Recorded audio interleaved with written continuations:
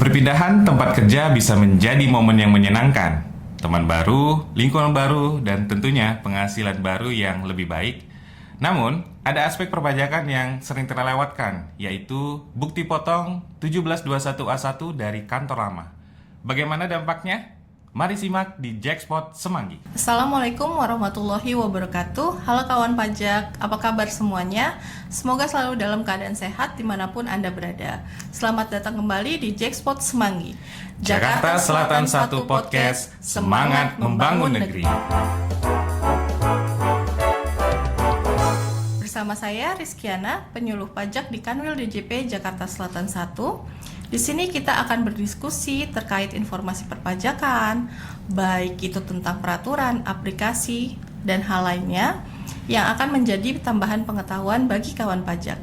Di kesempatan kali ini saya ditemani dengan rekan saya, yaitu Mas Arief, yang juga penyuluh pajak di Kanwil DJP Jakarta Selatan 1. Halo Mas Arief, apa kabar nih? Alhamdulillah baik dan sehat Mbak Kiki. Dan halo kawan pajak, perkenalkan saya Arief Hidayat. Dan kali ini kita akan membahas apa ini, Mbak Kiki? Baik, Mas Arief dan kawan pajak sekalian, kali ini kita akan diskusi tentang bukti potong untuk karyawan yang pindah kerja nih, Mas Arief. Oke, pindah kerja ya. Dan Mbak Kiki memang seringkali ketika kawan pajak atau si pegawai melakukan perpindahan kerja, itu menjadi momen yang berkesan ya, menyenangkan karena pastinya kantor baru, lingkungan baru, teman-teman baru, termasuk yang diharapkan tentunya adalah penghasilan baru yang lebih baik gitu ya. Namun ada aspek yang bisa saja terlewatkan, aspek administrasi, yaitu aspek perpajakan. Nah, khususnya bagaimana si pegawai atau kawan pajak itu mengurus bukti potong, ya, mengurus bukti potong dari kantor yang lama. Oke, Mas Arief, berarti banyak kawan pajak yang panik nih pada saat bulan Maret tiba nih. Mereka yang baru pindah kerja di pertengahan tahun seperti mendapati status SPT tahunan mereka tuh menjadi kurang bayar dengan nominal mungkin yang cukup besar ya. Yang dimana sebenarnya apa sih yang terjadi, Mas? Apakah itu ada kesalahan administrasi atau seperti apa? Ya, ini pertanyaan yang sangat bagus ya Mbak Kiki dan kawan pajak semua. Jadi sebenarnya tadi ketika disebutkan status kurang bayar ya, bagi karyawan yang pindah dalam tahun pajak, dalam 1 tahun pajak gitu, itu wajar ya, itu memang wajar dan memang secara regulasi terdapat kemungkinan terjadinya kurang bayar. Jadi bukan sebuah kesalahan sistem, jadi bukan kesalahan sistem ya, bukan kesalahan perhitungan, tapi memang secara regulasi seperti itu. Tapi yang menyebabkan kepanikan tadi itu adalah ketidaktahuan. Jadi kok tiba-tiba kurang bayar? Tapi kemungkinan besar karena kawan pajak belum memahami ya. Nah, kuncinya ada pada satu dokumen nih yang tadi mau kita urus ketika pindah kerja, kita harus urus, yaitu satu dokumen yang harus kita urus pada saat pindah kerja ataupun resign lah ya gitu, yaitu namanya formulir 1721A1 di bagian tahun pajak gitu, di tengah-tengah tahun pajak gitu. Baik, berarti formulir 1721A1 ini kenapa sih penting nih buat karyawan yang pindah kerja untuk diminta di kantor sebelumnya nih? Seperti apa sih, Mas? Gitu. Ya tentunya memang ini sangat penting tadi ya, harus disiapkan oleh kawan pajak semuanya. Dan formulir 1721 ini secara ketentuan adalah bukti pemotongan pajak penghasilan atau bukti potong PPh pasal 21 bagi si pegawai. Jadi si karyawan kan memang pastinya pegawai tetap ya. Itu adalah bukti pemotongan atas penghasilannya. Dan sederhananya sih kalau kita bilang dari kantor yang lama ini merupakan rapor dia, rapor si kawan pajak tadi itu. Sudah benar nggak perhitungannya gitu ya. Karena di dalam dokumen bukti potong 1721A1 ini itu terdapat penghasilan brutonya ya. Kemudian ada pengurangan yang diperbolehkan ya, biasanya seperti biaya jabatan. Termasuk nanti kita akan singgung juga ini PTKP gitu ya. Dan yang paling penting dari dalam dokumen ini adalah nominal pajak yang sudah dipotong dan disetorkan dari si perusahaan yang sebelumnya. Tentunya sudah ke kas negara ya disetorkannya, dan ini atas nama si kawan pajak tadi, si pegawai tadi. Baik, jadi ini bukti bahwa kawan pajak tuh sudah taat pajak ya di kantor yang lama ya. Benar ya Mas Arif ya? Betul banget Mbak Kiki. Jadi sudah taat lah ya, sudah taat pajak, sudah dibuktikan dengan bukti potong tadi. Nah, mungkin kita jelaskan lagi, ketika kawan pajak semua berhenti bekerja, contohnya di bulan Juni, tengah-tengah nih, benar-benar di tengah, maka kantor yang lama itu punya kewajiban untuk membuatkan bukti potong tadi, bukti potong 1721A1. Dan masalahnya ya, seringkali nih kawan pajak itu lupanya sampai lewat tahun gitu kan, akhirnya tertunda dan si perusahaan lama itu tidak menerbitkan bukti potongnya. Padahal ya Mbak Kiki ya, bukti potong 1721 dari kantor yang lama ini bisa dikatakan sebagai uang mukanya juga, uang muka bagi kawan pajak karena nanti akan dihitung lagi seperti itu. Baik, berarti kalau misalkan nih ternyata kawan pajak nggak minta nih dokumen 1721 A1-nya dari kantor yang lama, itu konsekuensi pelaporan SPT tahunannya seperti apa dan apakah kawan pajak cukup melaporkan penghasilan di kantor baru aja nih Mas Arif? Kalau yang terakhir tadi sih kurang pas ya Mbak Kiki, bahkan itu nggak benar, nggak tepat sekali karena ketika hanya melaporkan bukti potong dari kantor yang baru saja, ini tidak sesuai dengan ketentuan. Sistem perpajakan di Indonesia menganut prinsip 1 tahun pajak. Ya, artinya Direktorat Jenderal Pajak atau DJP melihat penghasilan bagi pegawai tadi atau kawan pajak semua itu dari Januari hingga Desember 1 tahun, dan itu secara utuh ya, secara keseluruhan. Jadi kalau misalnya nih si pegawai tadi, kawan pajak tadi ya Mbak Kiki ya, kerjanya tadi berhenti kerja kan di bulan Juni dari sebutlah PTA, kemudian bekerja di kantor baru PTB, berarti kan 6 bulan juga, setengah-setengah nih. Maka seharusnya penghasilan dari kedua perusahaan itu nanti akan digabungkan. Nah itu diakumulasikan gitu. Baik, jadi kalau kawan pajak tidak menyertakan bukti potong dari kantor lama, maka kawan pajak akan kehilangan hak kredit pajaknya ya. Artinya pajak yang sudah dipotong di kantor lama itu tidak diakui, dan kawan pajak berpotensi membayar pajak 2 kali lipat lebih besar ya. Jadi kayak dirugikan ya Mas Arif ya? Betul banget ini. Jadi tentunya kalau jadinya bayar lagi gitu ya, kurang bayar tadi karena terlewat, ini akan merugikan bagi si kawan pajak.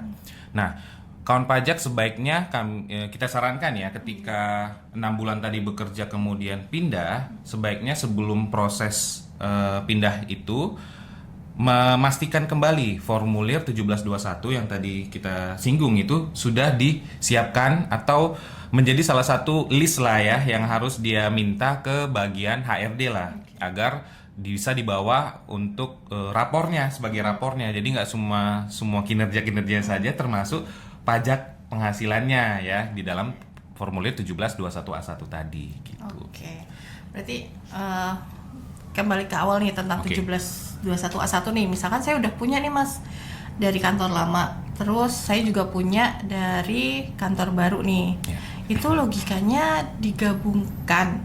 Tapi kenapa statusnya masih muncul status kurang bayar nih Mas? Iya. Jadi sebenarnya kan sudah dipotong pajak gitu ya, tapi ketika dihitung kembali di akhir tahun kurang bayar nih gitu ya. Nah, ini hal yang memang sering banget dipertanyakan atau kenapa ya gitu ya, maksudnya why gitu sama si kawan pajak gitu. Jadi ada 2 faktor nih Mbak Kiki, ada 2 faktor yang menyebabkan. Yang pertama faktornya adalah PTKP atau penghasilan tidak kena pajak ya. Kemudian yang kedua faktornya adalah tarif progresif. Baik, boleh dijelaskan nggak Mas satu persatu nih tentang PTKP dan tarif progresif? Iya, ini kita harus jelasin satu-satu. Yang pertama dulu kita jelaskan mengenai faktor dari PTKP atau penghasilan tidak kena pajak. Mbak Kiki, setiap wajib pajak ya itu punya hak yang namanya PTKP. Betul. Misalkan lah si pegawai tadi ini statusnya lajang, belum kawin gitu maksudnya, dan tidak ada tanggungan. Maka kita sering menyebutnya TK0 nih. Nah, TK0 ini nilainya sesuai undang-undang itu sebesar 54 juta per tahun gitu ya. Nah, PTKP ini adalah pengurang pajak dari penghasilan itu. Jadi dikurangkan dulu dengan PTKP ini untuk dihitung pajaknya. Ketika si pegawai bekerja di kantor yang lama tadi di PTA, maka ketika buat bukti potong nanti PTKP ini akan diperhitungkan. Jadi si kawan pajak akan mendapatkan haknya PTKP di bukti potong yang di PTA yang 6 bulan pertama gitu. Kemudian ketika pindah PTA B misalnya, itu kan perusahaan yang baru dia masukin gitu ya. Ketika akhir tahun pastinya nanti akan membuat bukti potong juga dan akan mengurangkan PTKP yang sama. Jadi terkesan di sini ada PTKP yang 2 kali gitu, Kak.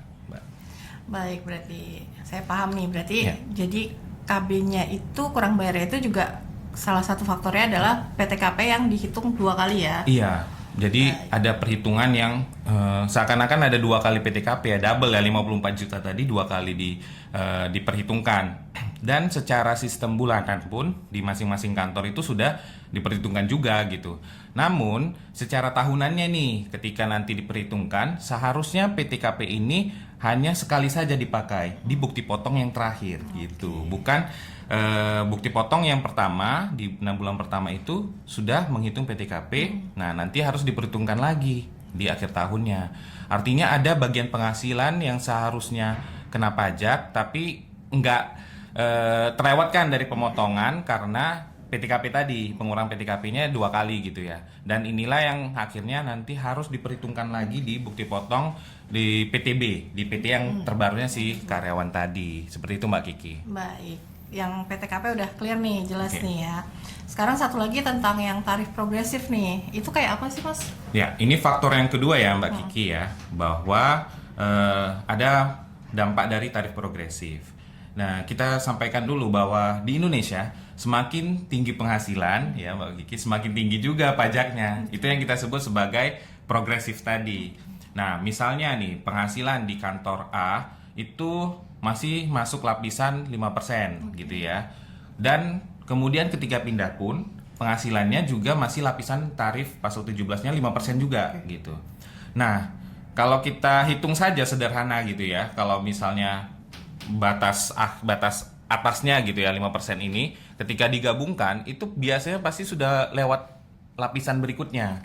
Gitu. Contohnya tarif berikutnya itu kan pasal tarif 15% gitu. Nah, ini yang menyebabkan selisih perhitungan pajaknya tadi gitu.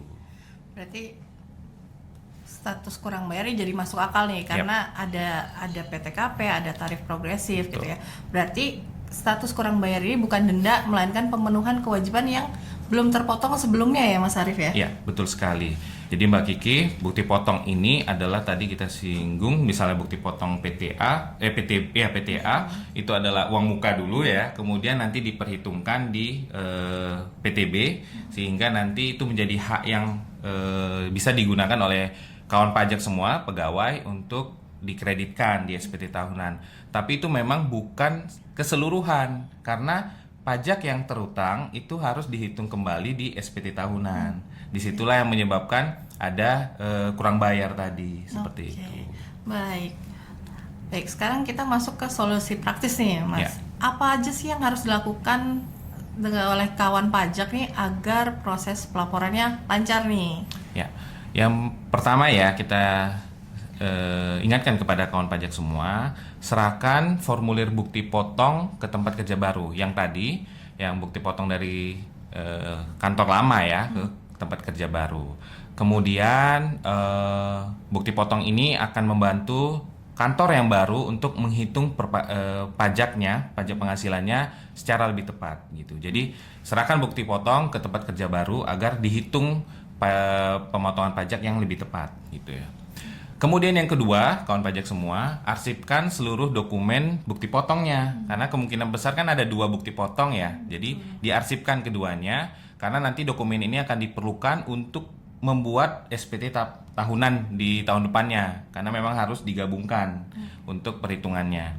Nah, yang terakhir ya, lakukan pelaporan SPT tahunan dengan sesuai ya, dengan teliti dan sesuai. Karena ketika menyusun SPT tahunan, penggabungan dari PPh tadi ini harus tepat dan perhitungannya nanti akan menjadi perhitungan setahun gitu.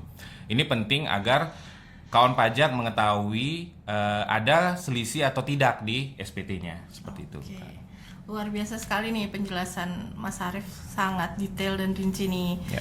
Jadi bagi kawan pajak berpindah kerja bukan hanya soal negosiasi gaji, tapi juga soal tanggung jawab administrasi perpajakan. Oke. Mungkin ada pesan penutup atau closing statement dari Mas Arief untuk kawan pajak? Ya, pesan saya sederhana aja sih. Simpan dokumen perpajakan kawan pajak dengan rapi, karena bukti potong 1721 adalah hak atau kredit dari kawan pajak semua. Jangan ragu untuk meminta kepada pemberi kerja, baik yang lama maupun yang baru. Karena dengan kawan pajak patuh, itu tidak hanya soal membayar saja, tapi juga melaporkan SPT dengan jujur dan lengkap. Dengan begitu, kawan pajak bisa bekerja dengan tenang ya, dengan nyaman, dengan tanpa rasa was-was gitu, Mbak Kiki. Luar biasa, terima kasih Mas Arief closing statementnya. Jika kawan pajak semua masih memiliki pertanyaan terkait perpajakan, dapat menghubungi KPP terdaftar kawan pajak maupun KPP terdekat. Dapat pula menghubungi Kring Pajak di 1-500-200 maupun berkomentar di media sosial resmi lainnya seperti Twitter dan Instagram. Kami selaku tim penyuluh pajak Kanwil DJP Jakarta Selatan 1 mengucapkan terima kasih kepada kawan pajak yang sudah menonton Jakspot sampai selesai. Semoga diskusi kita ini bermanfaat. Mohon maaf jika ada kekeliruan dan sampai jumpa pada episode berikutnya di Jakspot Semanggi. Jakarta Selatan 1 Podcast, semangat membangun negeri. Pajak tumbuh, Indonesia tangguh. Wassalamualaikum warahmatullahi wabarakatuh.